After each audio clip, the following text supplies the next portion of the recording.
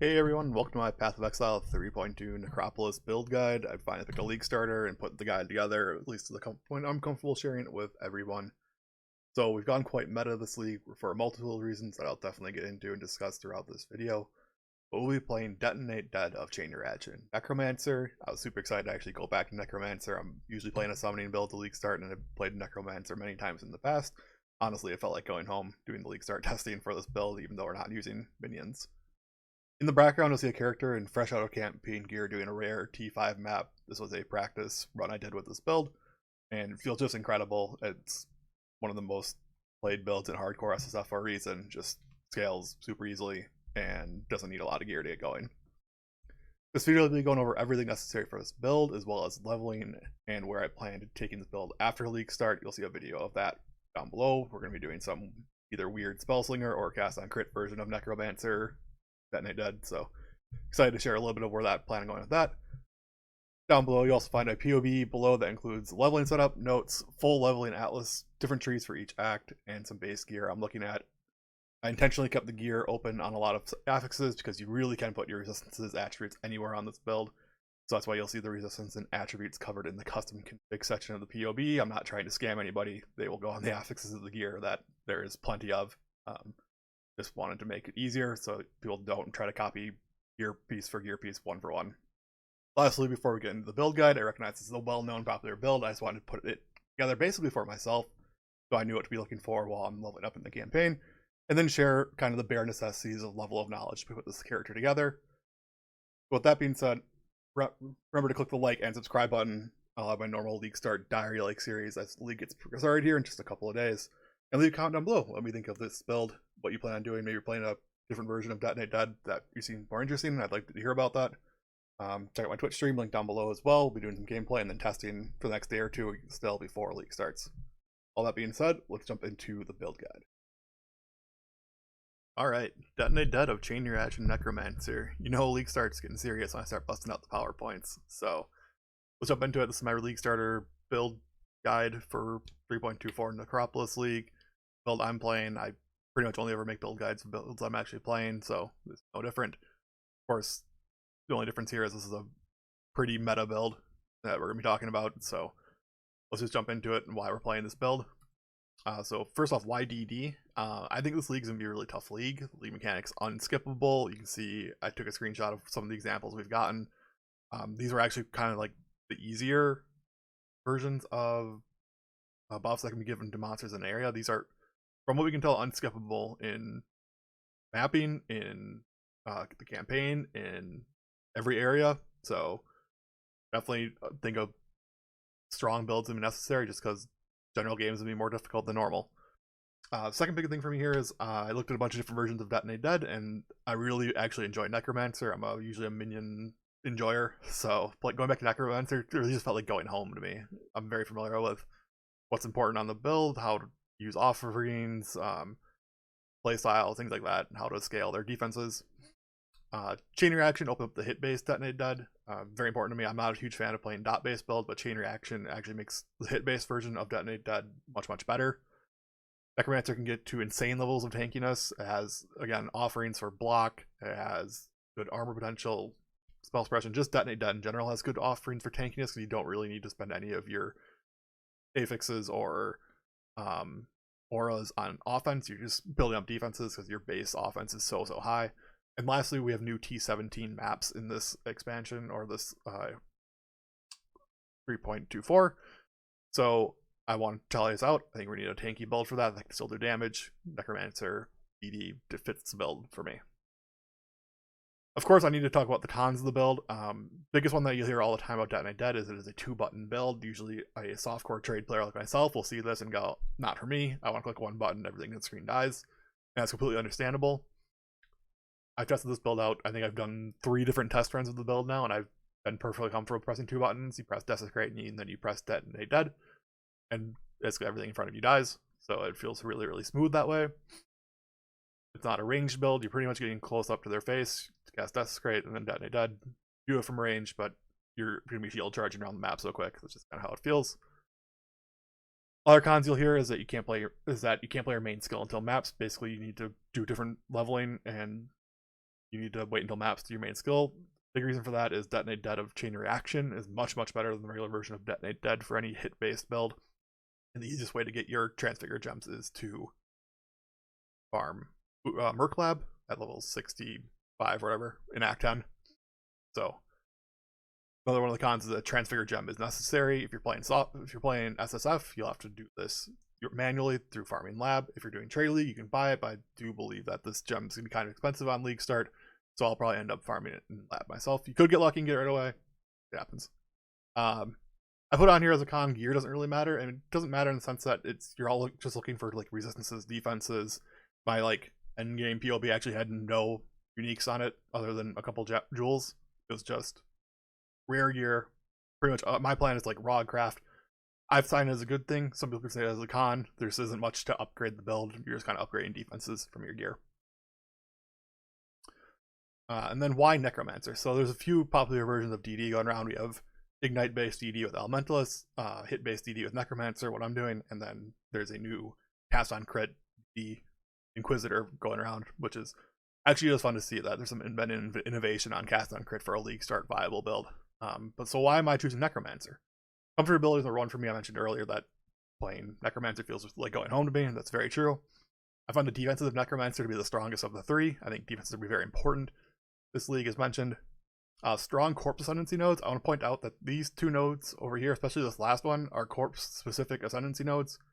If you play a minion based Necromancer in the past, you would never take these, but these are incredibly powerful. The second one gives you shock and chill and like infinite cast speed. It makes the build feel really good. Necromancer's hit based. I mentioned that. I prefer that over dot builds. You only need one Transfigured gem. Well, the Elementalist can get away with doing 0 Transfigured gem. The cast on crit version needs probably 2, and then quality on those on a bunch of gems to make it feel good. Whereas Necromancer just needs 1 Transfigured gem, and you're going to be set to go for mapping. Build feels perfectly fine on a 4-link. Honestly, it's probably fine on a 3-link, but we'll say you have a 4-link. And then lastly, Necromancer feels very fast. Again, basically infinite cast speed. We easily put Divine Haste on Divine Blessing, where we moving around, shield charging. Build feels really good that way. Alright, the next part of this video is going to be talking about the leveling, so if you don't want to see that, skip ahead to the part where you see a PoB up on the screen. That's what we'll be doing, talking about after leveling. Basically, there's 2 parts of the leveling of this. As I mentioned, you can't really play Detonate Dead until you're at maps and you've gotten your Transfigured gem. So what are we doing first? Basically, I've broken this in 2 parts. First 1 through 28, and then 28 to end of campaign. So let's look at 1 through 28. This is your true like standard witch gameplay. Definitely the best, because you're going into a fire skill, might as well play the fire skills to start off with. You don't have to like reroute your Triadon. So we're going to start with Rolling Magma. It's going to be supported by Combustion and Elemental Proliferation. I listed some of the other abilities here. Make sure to check out the PoB. I have a detailed notes section, act by act, Atlas trees, not Atlas trees, passive trees, and skill setup of what you're looking for in each section here. But this is going to be your main setup, Rolling Magma, and then you're going to put down Flame Wall, Holy Flame Totem for clearing out large packs of bosses, and then add on Herald of Ash, flammability. This would easily get you through level 28 to the point where you can run library and start your transition to Arma Crema. Second thing here is gear. So I just want to talk about what we're looking for in the start. First thing you're looking for from a vendor is a blue link for Rolling Magma. It's 3 blues, pretty easy. Act 1, looking for Goat's Horns Wands. You're going to dual wield these. They're good for early damage. They add flat fire to spells. Movement Speed Shield for a shield charge swap later. You actually use this until you do library around level 28, because then you can purchase shield charge and faster attacks from Thiosa in the library. But I don't like to be on the lookout for it, so look for a movement speed based shield. And then look for a green blue for cremation swap. Honestly, green blue, anything is fine. You can make it work. Even green blue or green blue, you can make it work. You absolutely need a green blue at the minimum, and then a 3rd link. But green blue is ideal. Other than that, you're just gonna keep upgrading gear like normal and look for resistances, and you should be all set to go. Other items I'll be looking out for that are really important are transmutes. You're gonna get the added fire damage to spells craft in Act 3. You need transmute status to your weapon. It's a huge damage increase. Make sure to hold up on your transmutes for that. You will need a Orb of Chance or an Orb of Fusing to buy an Orb of Chance. To buy Armageddon Brand at level 28, you get cremation for free from completing the quest. and then you will need to purchase Armageddon brand from the vendor. Move speed boots, always, of course, you want to move faster. And then I just throw this in here because you're basically using only blue and red sockets up until level 28, but you will need extra green sockets for haste, shield charge, and then of course your cremation setup with LMP. Alright, next up we have leveling 20 to mapping, so this is going to be what you're doing from end of Act 3 until you're at maps. So, up into that, first of all, you have to do library at level 28-ish, around there. Basically, you can put all your gems in at 28, so I say you don't have to do library, but it really does feel better. Lesser multiple projectiles is a large damage increase for cremation. Basically, you just fire more projectiles in the same amount of time, so you're just doing more damage. And then shield charge and haste will make the build feel a lot stronger. I know you can get these at the start of Act 6, but trust me when I say this, it feels way better with haste active. You're basically going to be casting spells and on bosses, and just feels really good because you already have to do desecrate, you're going to do cremation, you want to do that quicker. Extra cast speed feels really good. Movement speed always feels good. Same with shield charge, just getting around faster. Let's talk about cremation for a little bit. So cremation is your mainly used for bossing and difficult packs, is what I'm going to call it. This year, link this to LMP or GMP, and then elemental focus, and then combustion or immolate, whatever, just to do more fire damage if you have a fourth link. So cremation works like this. You're going to do desecrate, so you have desecrate in a different socket.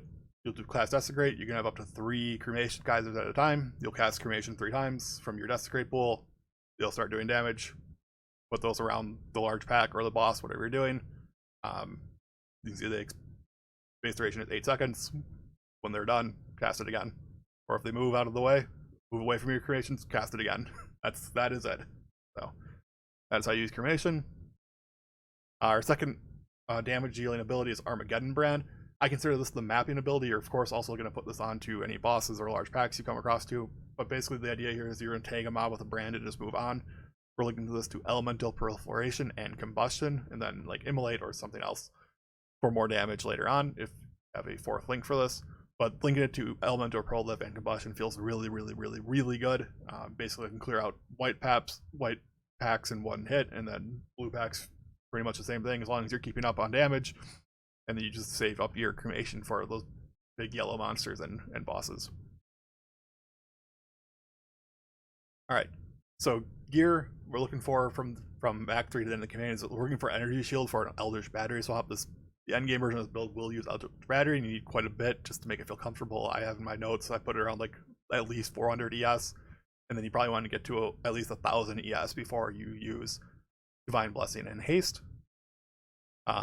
Here I'm looking for a green, blue, red for DD swap. Anything really green, blue, and then X. Like whatever. Green, blue is kind of your start though. And then other thing I just put on here, I think it's pretty obvious at this point, but by the time you get to mapping, you kind of want to use all of your sockets for the full Detonate Dead setup. There's a ton of auras we can squeeze in with the mapping atlas tree or the mapping passive tree, and yeah, you just want to make sure you have all of your sockets covered at that point. Let's talk about Merc Lab real quick. This will happen while you're still using Armageddon and Cremation. You're going to need to farm for DD of Chain Reaction. I mentioned talking about the ability itself. On trade, it may be expensive even, so you may still even on Trade League have to farm this out. It's going to be a pretty popular skill this league, I imagine, with a bunch of different variants coming out of Detonate Dead. You can also use this area to catch up on levels, and like I've done like 3 practice runs of this build, and I've always been like behind on levels. One, I stopped to do farm Blood Aqueducts and ended up leveling up to like level 75 in Merc Lab because I just didn't get my gem to drop. So if I fall behind in levels in like an actual run, I'm just going to keep going, and I'll assume I can catch up in Merc Lab. The build feels absolutely fine when you're under level 2, so that doesn't feel bad at all. Put this on in here because on average, I think it should be less than 10 labs to get your Detonate Dead of Chain Reaction. Of course, you can get unlucky, but I think that's about average. Just did a little bit quick math on getting to choose 3 gems and how many Transfigure gems there are. So should be about 10 labs. Who knows, maybe you'll get super lucky and get one of your first 2 labs and none of this will be necessary.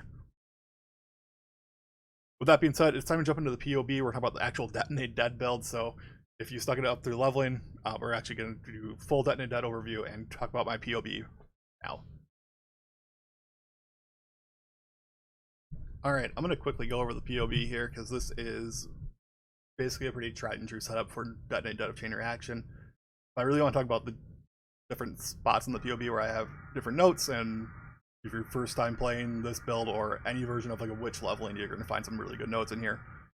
First of all, this is the skill tree, but if you come down here, it's my late game setup. I have an early mapping area set up. You do a little bit of a respect for Detonate Dead, changes it up a little bit, but I have an Act 1 through 10, just setting you up how to level and get ready for your Rolling Magma into your Armageddon Brand Cremation setup. So sure, check that out. And then we have our late game mapping setup.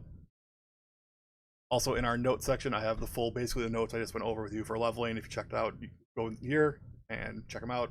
I also have information on Spectres.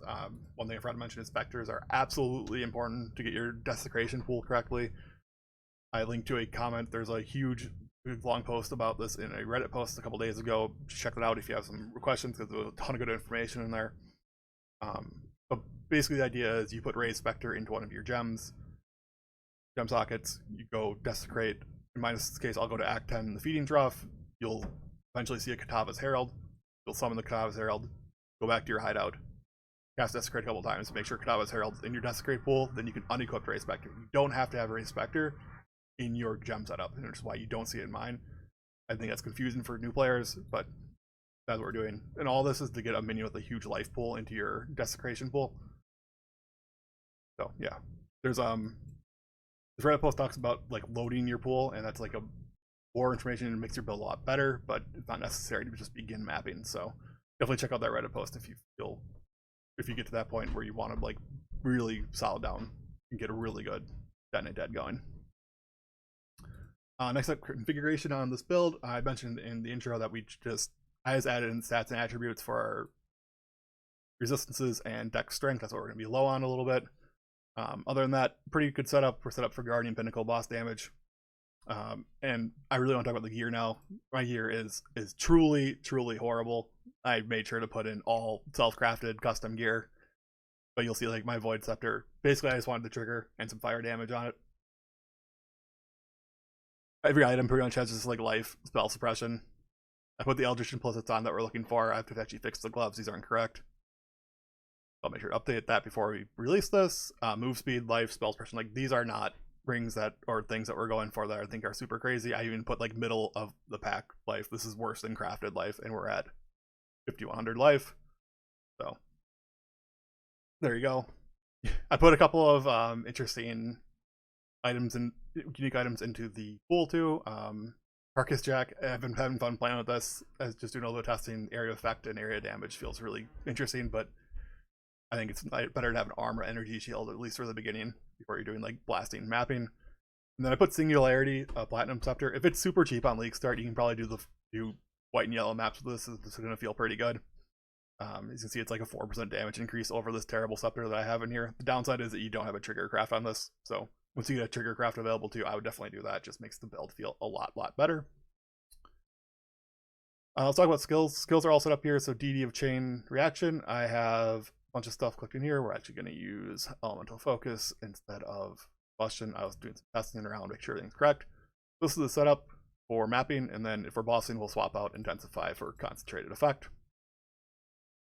Other than that, we have our Trigger Wand. It's going to do Flammability, Elemental Weakness, and Bone Offering for myself. If you feel comfortable without having extra block, use Flesh Offering. Movement speed here feels good. Cast speed's kind of unnoticeable once you get some stacks of corpse back going. Necromancer has like infinite cast speed from its ascendancy, so didn't really feel necessary. Bone Offering felt just tankier and better.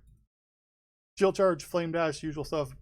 Aura setup, Determ, Grace, Defiance Banner, Tempest Shield, more block, more defense, all good stuff. Haste on Divine Blessing.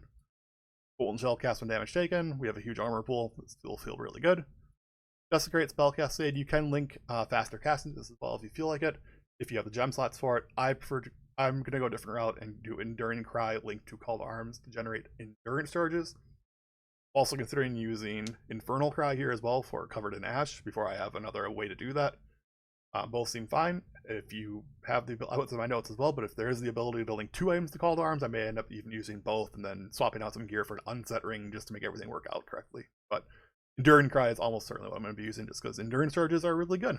So that is where we're at. DD of Chain Reaction. If you've never used this ability in PoE before, you can swap between the Corpse Explosion and the spell. damage, we do both. You can add them together. That's what damage you're actually doing. So it's 1.2 plus 6.9 on this horrible gear. What is that, like 8.1 DPS, 8.1 million DPS against a Guardian Pinnacle setup? We'll take that on this level of gear. So that's it. Notes are in here. I'm gonna do a little outro here as a Spellslinger DD Necromancer setup that I'm thinking about transitioning to afterwards. After I finish all my Void Stones and done some T17 maps and stuff like that, if I want to do a mapping setup, I'm definitely switching to a Spellslinger one button setup. So I'm gonna play a little of that on the outro. Other than that, make sure to click like, subscribe, comment down below. We know if you have any questions about the PoB, I'm always free to answer them. Check out my Twitch stream. I'll be live streaming, of course. And for every league start, I'll always do the classic daily diary update, we'll call it, of how the league's going for me. I'm excited to check out Necropolis. I think crafting system's going to be interesting. I'm excited to see what's going to be out there. Other than that, I've talked long enough in this video. I'll see you guys next time.